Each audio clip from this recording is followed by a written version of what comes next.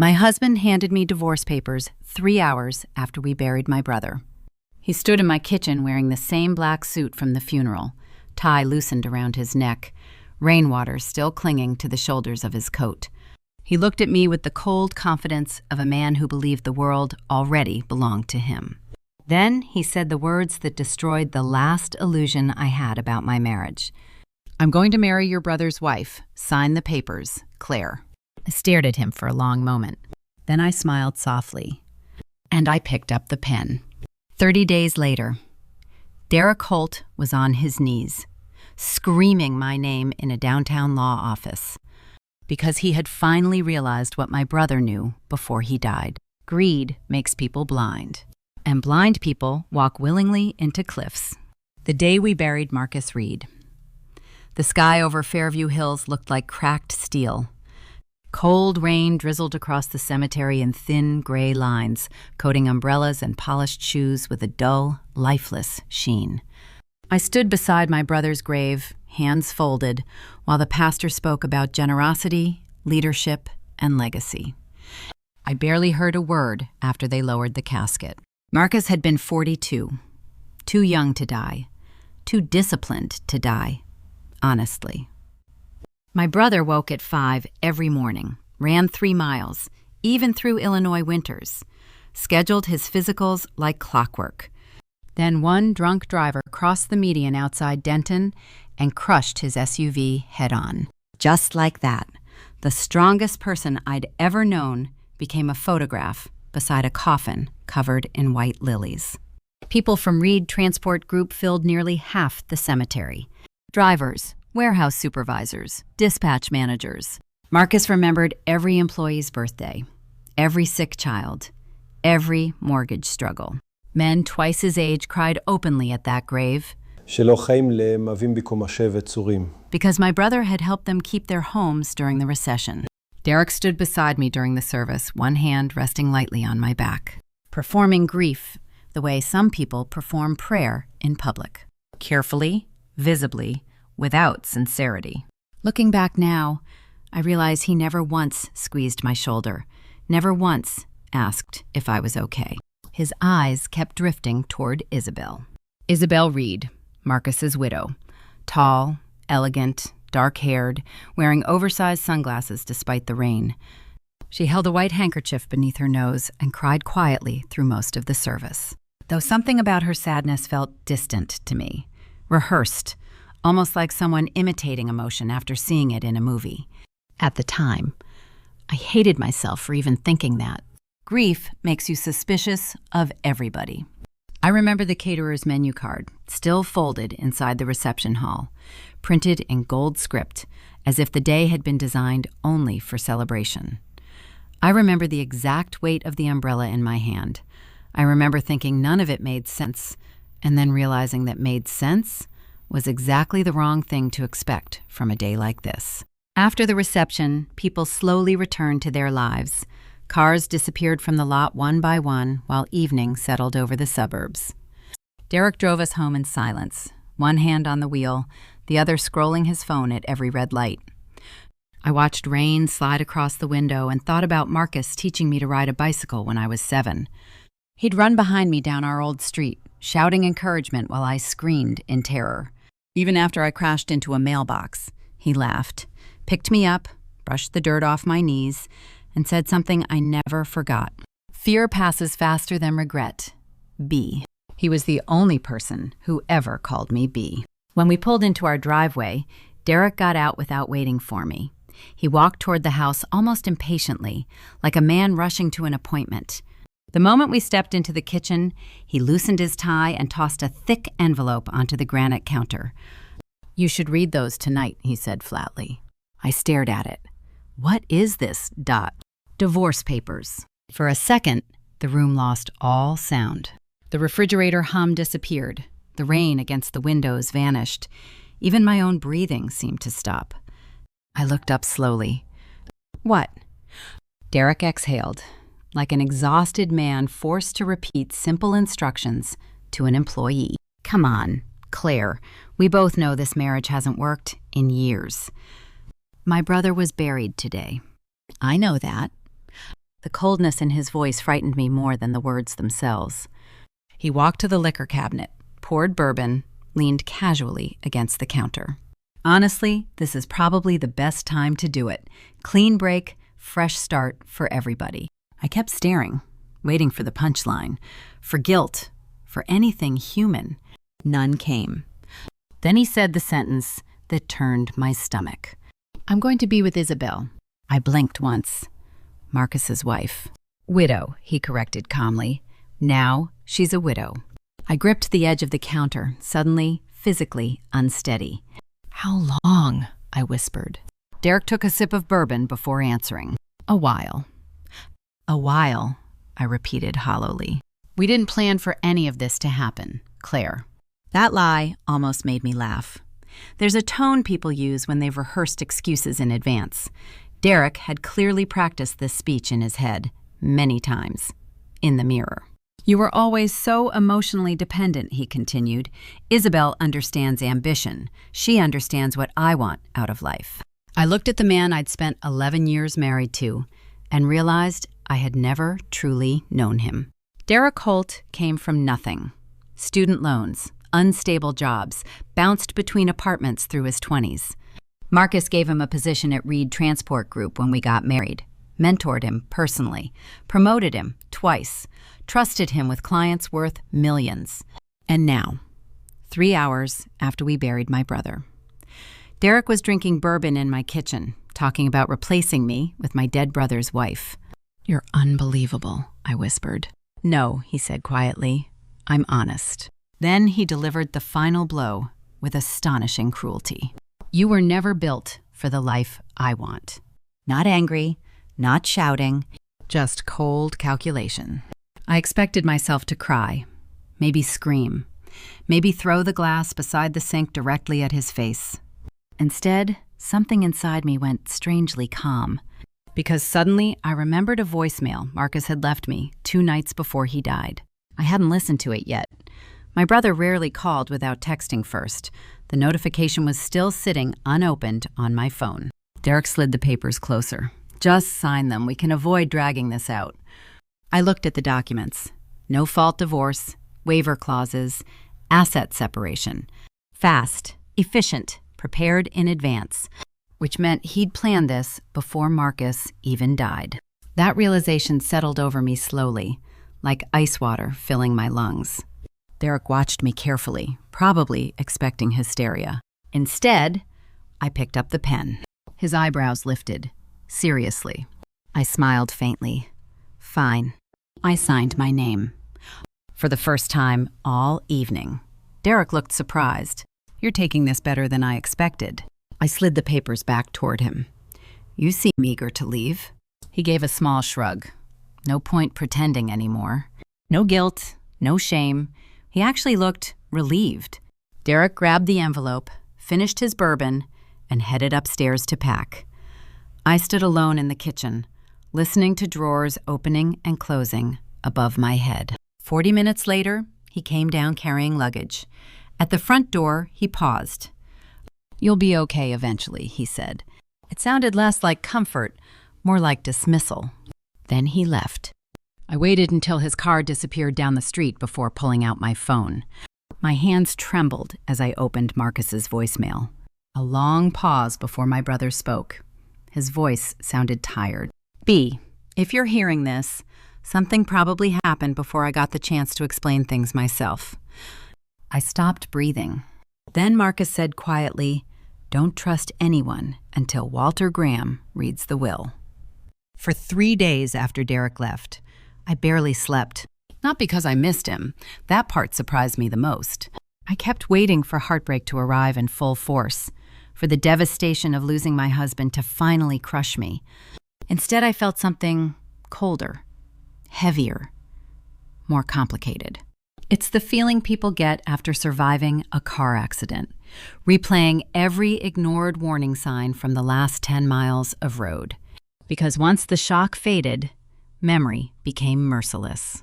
Derek's late nights at the office, his sudden obsession with designer suits, the expensive watch he claimed came from a sales incentive program, The way Isabel laughed too hard at his jokes during company dinners. All of it rearranged itself into something ugly and obvious. I spent most of those first days alone in the house, walking room to room in silence, while spring rain battered the windows. Friends called constantly. Condolences for Marcus, concern about the divorce, casseroles I never touched. I ignored nearly everyone except my mother.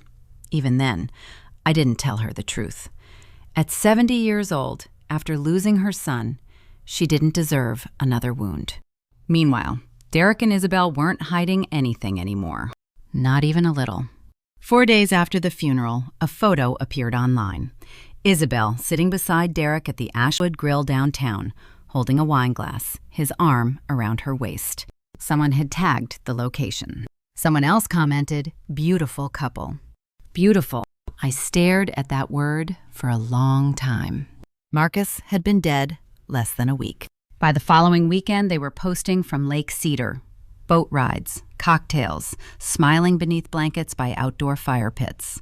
Derek wore Marcus's navy cashmere coat in one picture, the coat my brother bought in Milan 3 years earlier. That nearly broke me. Not because Derek looked happy, because Marcus had trusted him completely. There's something uniquely horrifying about betrayal after death.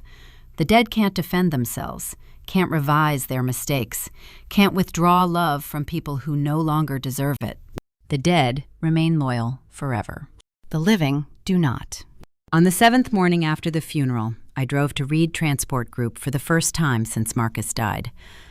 Headquarters sat just outside downtown Chicago, a 6-story glass building Marcus bought after expanding the company nationwide. He started with 3 delivery trucks and a rented warehouse in Millbrook. 20 years later, the company handled freight contracts across 6 states. I parked underground and sat inside my car for almost 10 minutes before forcing myself upstairs. The moment I stepped onto the executive floor, conversation stopped. Not dramatically, just enough for me to feel it.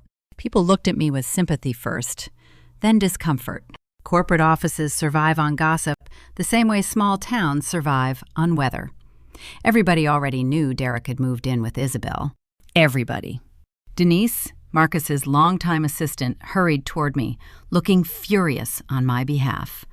"Oh my God," she whispered, hugging me tight. "Claire, I'm so sorry." I nodded weakly. "How bad is it around here?" Denise glanced toward the corner offices before lowering her voice. "Derek's been acting like he already owns the place." Something tightened in my chest. What does that mean? "He's been sitting in Marcus's office every day." Of course he had. Denise hesitated. "And Isabel's been here too." I closed my eyes briefly. Some people's cruelty has no bottom. Denise walked me toward the conference room, handed me coffee, and quietly filled me in. Derek had started inserting himself into leadership meetings, despite technically holding only a regional sales position. Isabel had begun discussing future restructuring ideas with senior staff like she was already preparing to become executive leadership. They were moving fast, too fast, almost like people terrified of losing momentum. That thought stayed with me. When I finally walked into Marcus's office, I nearly turned around immediately. Everything still smelled like him. Cedarwood cologne, coffee, cold Chicago air drifting through partially opened blinds. His framed Ashford University diploma hung beside photos from company charity events. His desk stayed perfectly organized. Because Marcus believed clutter reflected weakness of thought. But one thing had changed. Derek sat behind my brother's desk, in my brother's chair, wearing my brother's coat. The sight made my stomach physically twist. Derek looked up from a spreadsheet and smiled casually, like none of this was insane. "Claire," he said smoothly, "you should have called first." I stared at him in disbelief. "What are you doing in here? Working? This was Marcus's office." Somebody has to step up. The arrogance in that sentence stunned me. Derek leaned back comfortably. "Honestly, the company needs stability right now. Employees are nervous. You're a sales executive, not a CEO. Titles change." I looked around slowly, noticing folders stacked beside him. Financial reports, investment documents, acquisition proposals. Derek had already started digging through everything. "Did Marcus authorize this?" I asked quietly. Derek smirked faintly. "Marcus is gone. Claire." The way he said it, cold, practical, almost impatient, shifted something permanently inside me. I suddenly understood my brother's voicemail differently. "Don't trust anyone until Walter Graham reads the will. Not if, not be careful. Don't trust anyone." Derek stood, walked around the desk slowly. "Look, you should probably focus on healing right now. Let the people who understand business handle the company." The condescension would have enraged me weeks earlier. Now it only sharpened my attention. "Interesting," I said softly. "What is it you suddenly acting like this company belongs to you?" His expression flickered, only for a second, but I saw it. Fear. Tiny. Hidden. Gone immediately. Derek folded his arms. Isabel inherited Marcus's estate. There it was. The assumption underneath everything. He thought Isabel controlled Marcus's fortune, and through Isabel, he thought he'd control it too. I nodded slowly, as if considering the idea seriously. Then I asked the question that changed the atmosphere completely. "Did Marcus know about you two before he died?" Derek's jaw tightened instantly. "That's not relevant." "That wasn't my question." Silence stretched between us. Then Derek looked away first. Interesting, I thought, again. Before either of us spoke further, someone knocked lightly on the office door. Walter Graham stepped inside, tall, silver-haired, impeccably dressed. Marcus's attorney for nearly 15 years. The calm demeanor of a man who'd spent his career around wealthy people behaving badly. His eyes moved from me to Derek carefully. "Mr. Holt," he said politely, "I'll need a private word with Claire." Derek looked annoyed but forced a smile. "Of course." As he walked past Walter, I noticed something subtle.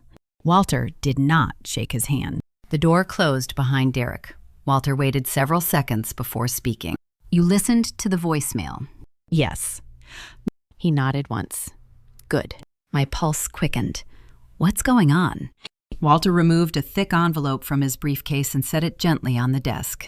"Your brother made several changes shortly before his death," he said carefully, "and he instructed me very specifically not to discuss them until 30 days had passed." "Why 30 days?" Walter studied me for a long moment. "Because," he said quietly, "your brother believed people reveal their true character when they think they've already won." The 30 days passed slowly for me, and recklessly for Derek. That difference mattered. Pain tends to make careful people quieter, more observant, more patient. Greed does the opposite. Greed makes people loud, sloppy, overconfident.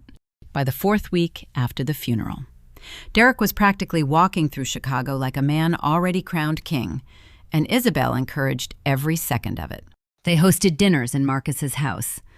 I still refused to think of it as theirs. They filled the dining room with people who'd barely attended my brother's funeral. Young investors, shallow socialites, real estate brokers, self-important men who used words like leverage and disruption while drinking $2,000 whiskey beside the fireplace where Marcus used to read biographies on winter nights. Denise kept me informed whether I asked or not. "They're redecorating the office," she told me one afternoon over coffee.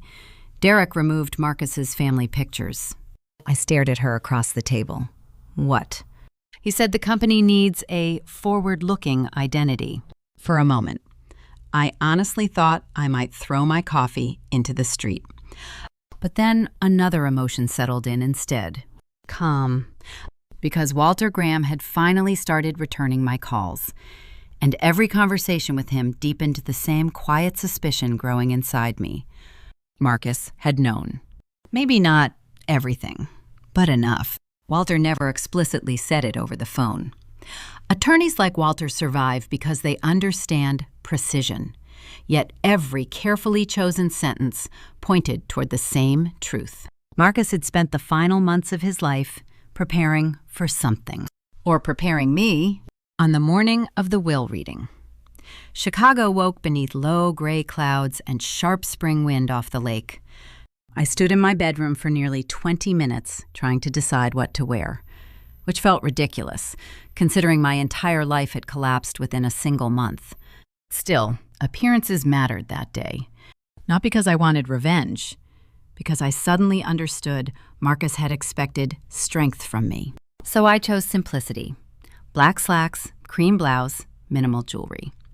No performance, no visible grief, just composure. When I arrived at Graham and Wells downtown, reporters were already gathered outside. Rumors about Marcus's estate had spread through local business circles.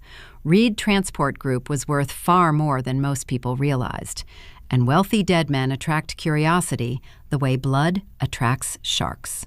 Inside the elevator, I caught my reflection in the mirrored wall and barely recognized myself. 30 days earlier, I would have entered that office terrified. Now I felt strangely steady. By the time I reached the conference floor, Derek and Isabel had already arrived. Of course they had. Derek stood near the windows in a charcoal suit Marcus had once helped him buy for a corporate fundraiser. Isabel sat at the table in a fitted black dress, legs crossed elegantly, diamond earrings catching the overhead lights. They looked like a couple posing for a luxury magazine advertisement. Derek noticed me. The smile on his face carried open triumph.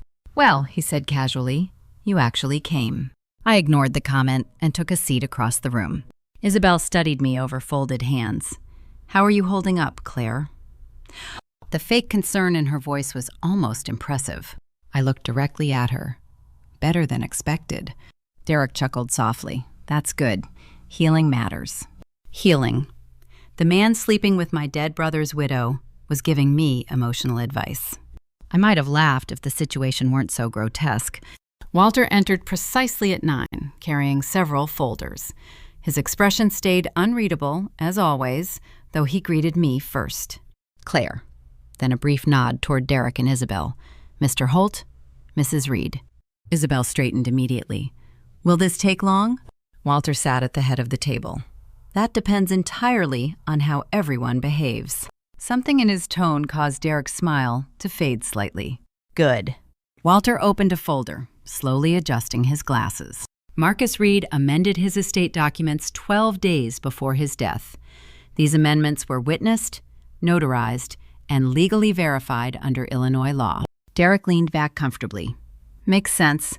Marcus was always organized." Walter ignored him.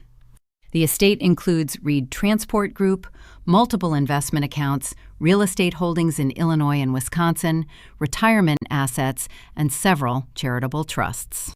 Isabel's posture sharpened, almost imperceptibly. Then Walter delivered the sentence that changed everything. Under the revised terms of Marcus Reed's will, the sole controlling beneficiary of the estate is Claire Bennett. Silence. Complete silence. Derek blinked once. Isabel frowned slightly as though she'd misheard. I simply stared at Walter. "The company," he continued calmly, "including all executive authority and majority ownership shares, transfers immediately to Ms. Claire Bennett."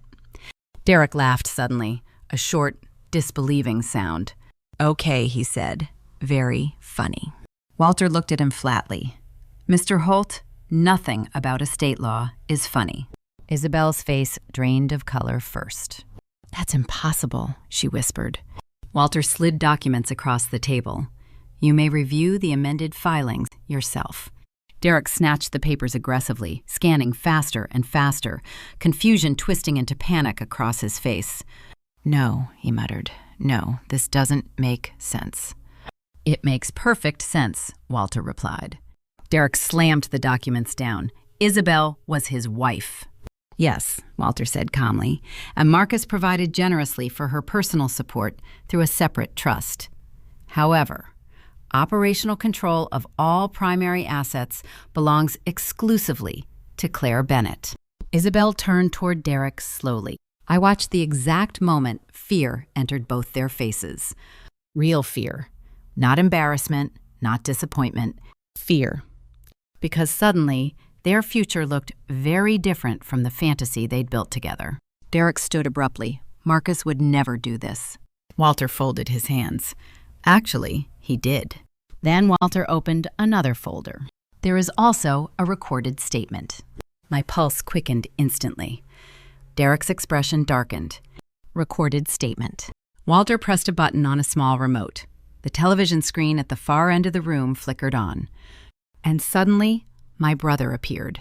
Marcus sat behind his office desk in a navy sweater, looking exhausted but focused. The timestamp showed it had been recorded 4 days before his death.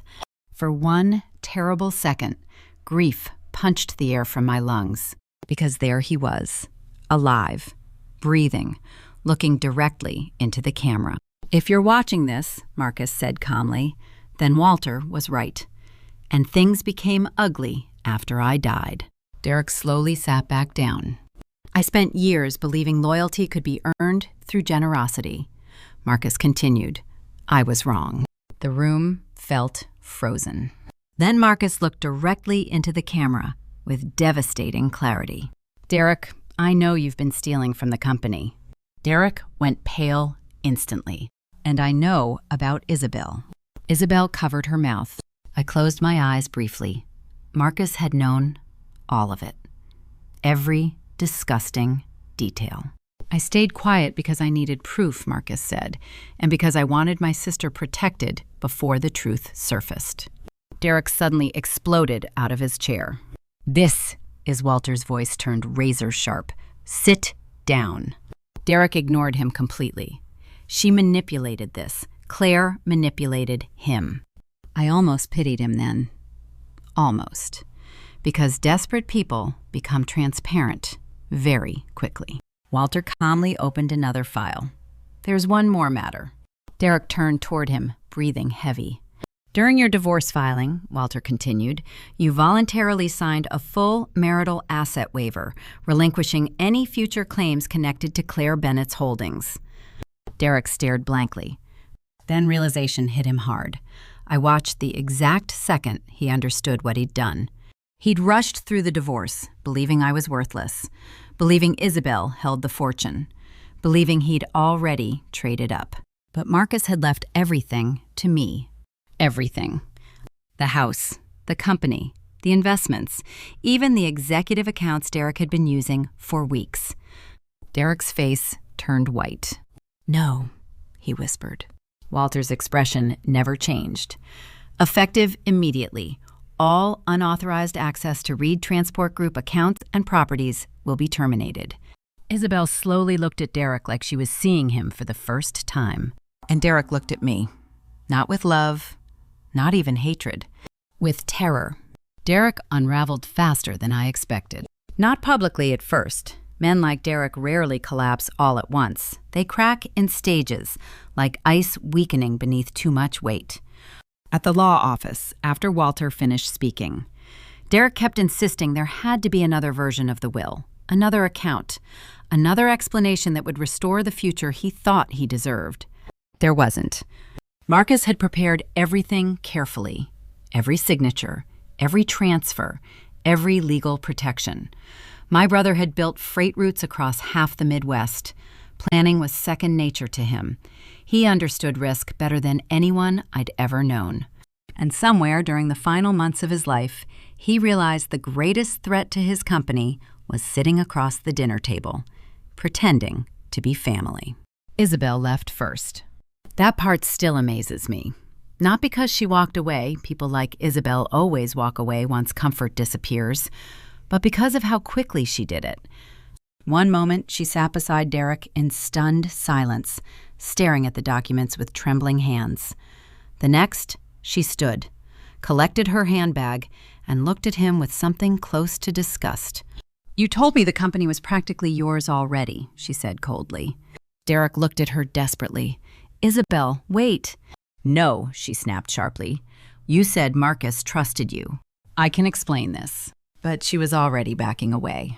For the first time since Marcus's funeral, I saw Isabel without performance, without glamour, without practiced elegance. Beneath the expensive clothes stood a deeply practical woman, realizing she'd invested herself in the wrong man. Then she looked at me, not apologetically, not kindly, simply calculating whether speaking to me still held any value. Apparently, it didn't. She walked out without another word. Derek stared after her like a man watching the last rescue boat leave a sinking ship. And somehow, even then, he still didn't fully understand why his life was collapsing. That was the frightening part. People consumed by greed rarely believe they are greedy. They see themselves as ambitious, deserving, smarter than everybody else. Derek genuinely believed he had earned Marcus's success simply by standing close enough to touch it. But proximity is not ownership. Walter ended the meeting shortly afterward. Security from Reed Transport Group arrived quietly to collect Derek's building credentials. Walter Reed Company laptop, parking access, and executive account permissions. The humiliation happened with brutal professionalism. No shouting, no scene, just procedure. Derek looked at me repeatedly during the process, searching for softness, searching for the woman who used to protect him whenever life became difficult. But that woman had disappeared, somewhere between the cemetery and the law office. Outside, cold wind whipped through downtown Chicago while reporters shouted questions from behind barricades. I ignored them and headed for the parking garage.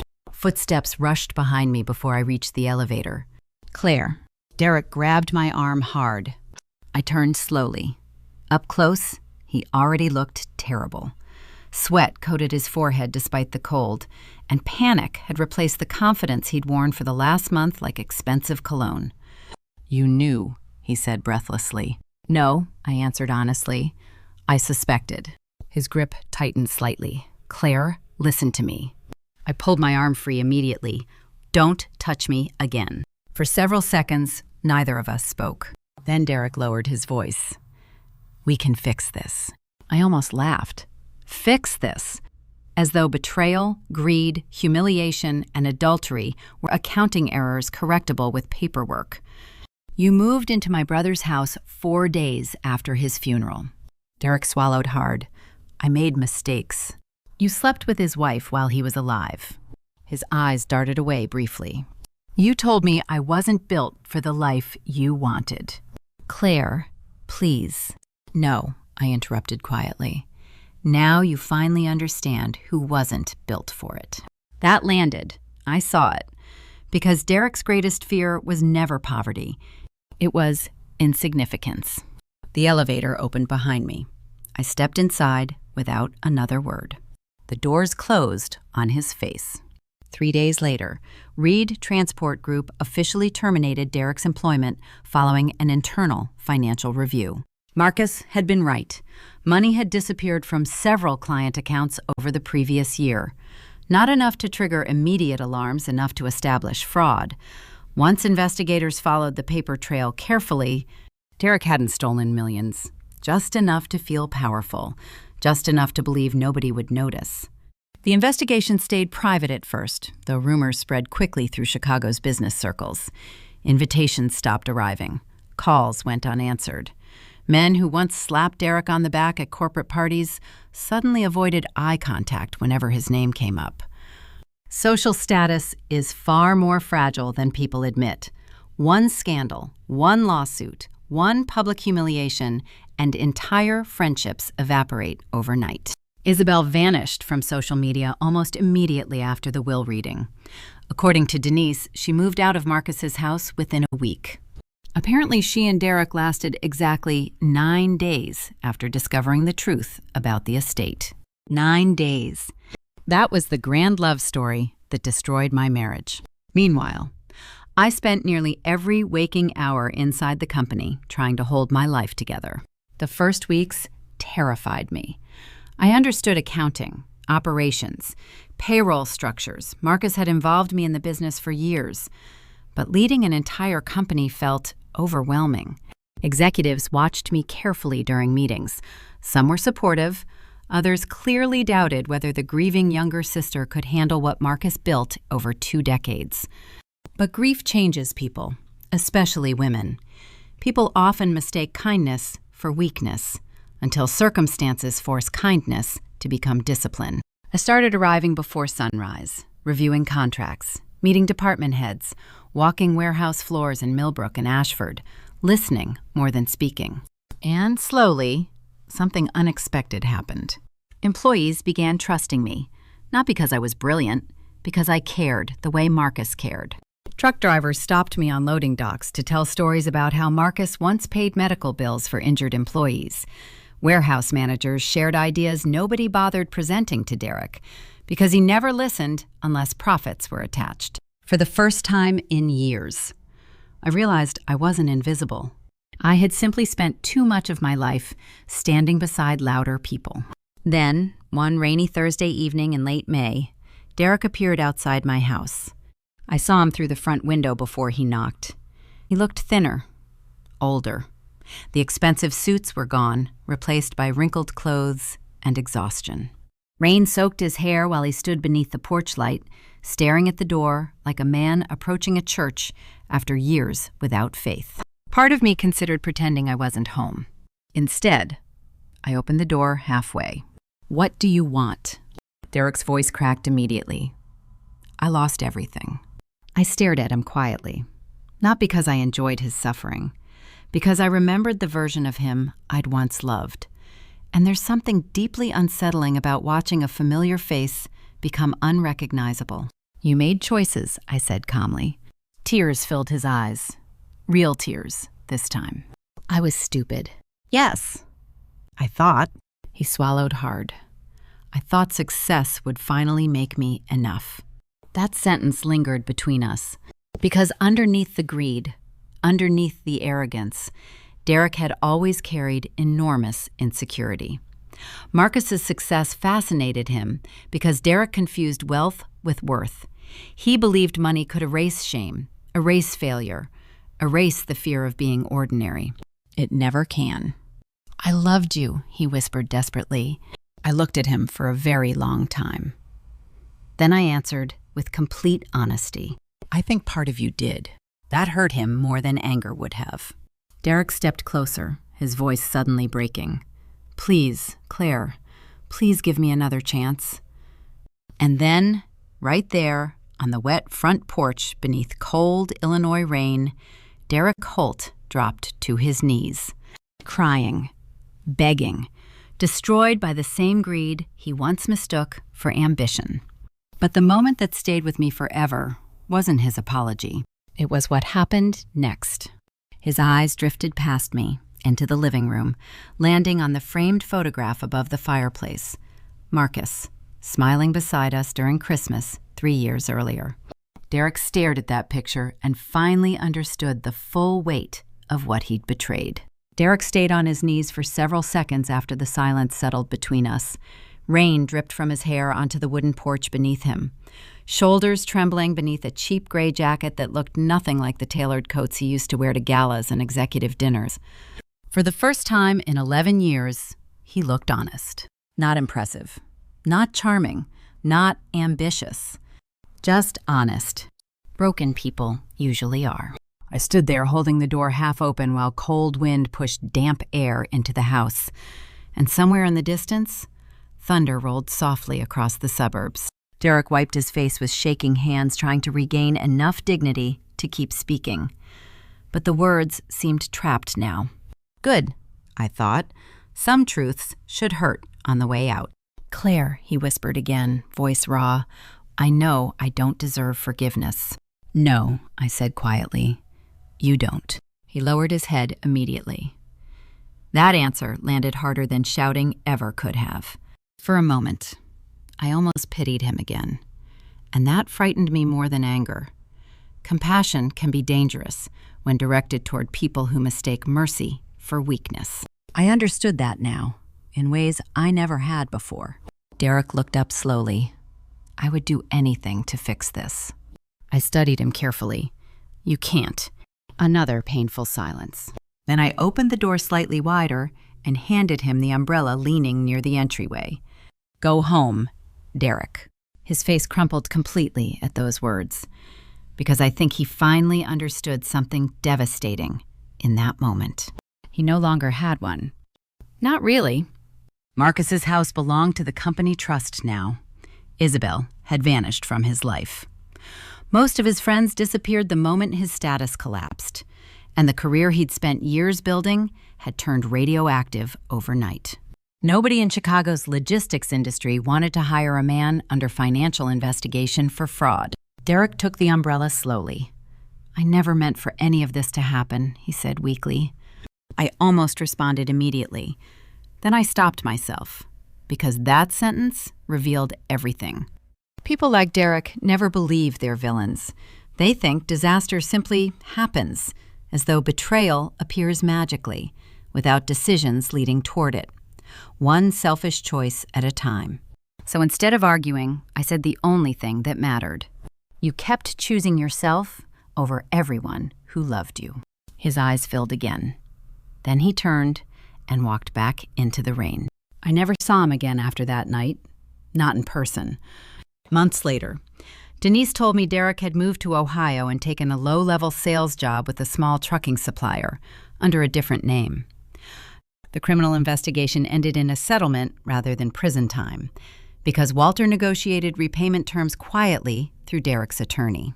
Marcus would have preferred that. My brother believed consequences should teach people, not simply destroy them.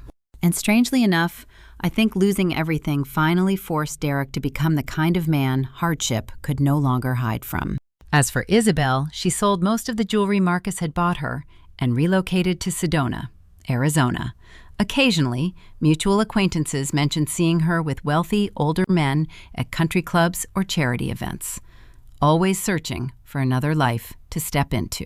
Some people spend their entire existence mistaking comfort for love. That was punishment enough. Summer arrived slowly across Illinois that year. The company survived, then stabilized, then quietly began growing again. I worked harder than I ever had in my life. Some mornings I arrived before the warehouse lights turned on.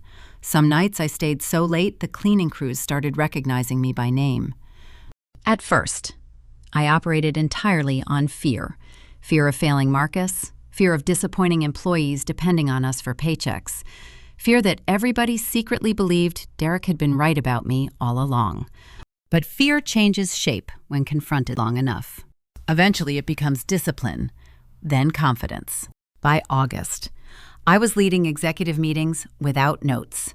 By September, I renegotiated a freight contract that increased regional revenue significantly. Drivers who once viewed me cautiously started greeting me the same way they used to greet Marcus, with warmth, with trust, with stories about their families, their kids, their mortgages. One afternoon, an older dispatcher named Harold stopped me near the loading docks in Millbrook. "You know what the difference is?" he asked. "Difference between what?" "You and Derek." I smiled faintly. I'm almost afraid to ask. Harold shrugged. "Derek wanted the company to make him important. You want the company to take care of people." That stayed with me, because Marcus had understood something Derek never did. Leadership is not ownership. It's responsibility.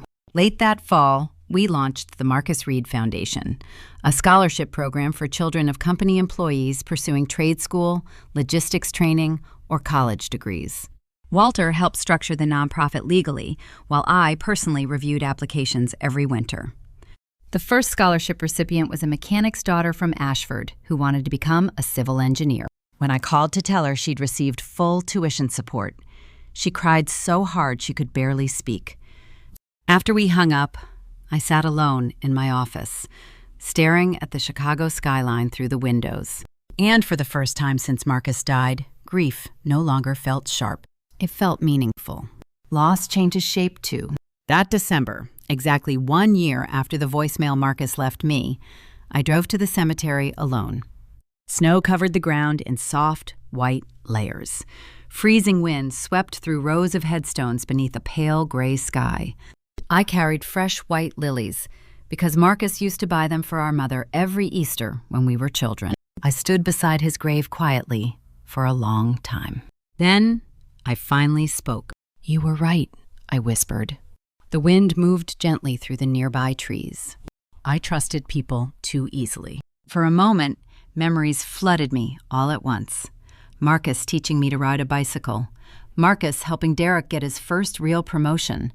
Marcus sitting beside me in hospital waiting rooms after our father died. Always steady, always protecting everyone around him, even when they didn't deserve it. Especially when they didn't deserve it. A tear slid down my cheek, despite the cold. "But you also taught me something else," I said softly. "You taught me I don't need someone else to save my life." And that was the truth. Derek believed revenge meant humiliation, defeat, destruction. But real revenge is quieter than that. Real revenge is rebuilding yourself so completely that the people who broke you can no longer recognize the person standing in front of them. It's waking up one morning and realizing their betrayal forced you to discover your own strength. It's surviving honestly, while they collapse beneath the weight of their own choices. I placed the flowers carefully against Marcus's headstone. Then I smiled. Not because everything hurt less, because everything finally made sense. As I walked back toward my car, sunlight slowly broke through the heavy winter clouds above the cemetery, spilling pale gold across the snow-covered ground. And for the first time in a very long time, the future no longer frightened me. It felt earned. So here's the question I still ask myself. If your husband handed you divorce papers the same day you buried your brother, would you have cried? Or would you have signed it just like I did and waited for karma to do the rest? Tell me honestly in the comments. I want to know if you'd have done the same thing, or something completely different. And if you think this story is over, it's not. Isabel came back 2 years later, asking for a job at the company she once tried to steal. That's the next video on this channel, and you do not want to miss how that conversation ended. If you want more stories about betrayal, justice, and the people who come back to beg, hit subscribe and turn on notifications, because the next one might be even harder to believe.